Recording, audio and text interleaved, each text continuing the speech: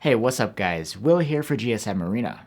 You might be familiar with Realme's new flagship killer, the Realme GT. This is something quite similar, the Realme X7 Max 5G, aimed more towards the Indian market. Let's go over its key features and see what it's all about.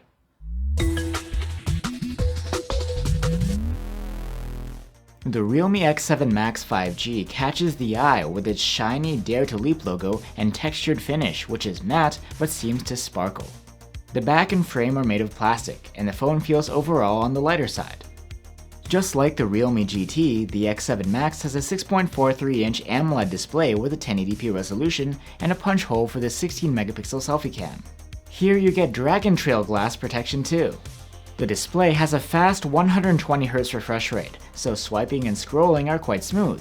It's all really responsive too, thanks to a 360Hz touch sampling rate. There's also an under-display fingerprint reader for your biometrics. And for your audio, you not only get a headphone jack, but a pair of stereo speakers with Dolby Atmos support. The software front is covered by Realme UI 2.0 on top of Android 11. And you get 128 or 256 gigs of storage on board, which isn't expandable. Probably the biggest difference here from the Realme GT is the MediaTek Dimensity 1200 5G chipset, built on the 6nm process. It's no Snapdragon 888, but it's still the most powerful Dimensity chip out there. Performance should be quite good, and thermals should be decent too, thanks to a vapor chamber cooling system. The Realme X7 Max has a 4500 mAh battery, the same size as the Realme GT, though battery life might be slightly different here because of the different chipset. And you get Realme's 50-watt Super Dart charging.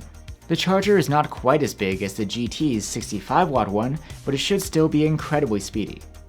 Finally, let's go over the Realme X7 Max's triple cameras, which are exactly the same as the Realme GT's. There's a 64-megapixel main cam, an 8-megapixel ultra-wide camera, and a 2-megapixel macro cam. Quality should be similar between the two phones, but there may be some differences in processing. So there you have it guys, the Realme X7 Max 5G looks like a solid mid-ranger, and at 27,000 rupees in India, it could offer you some savings over the Realme GT, if you're willing to let go of the flagship chipset.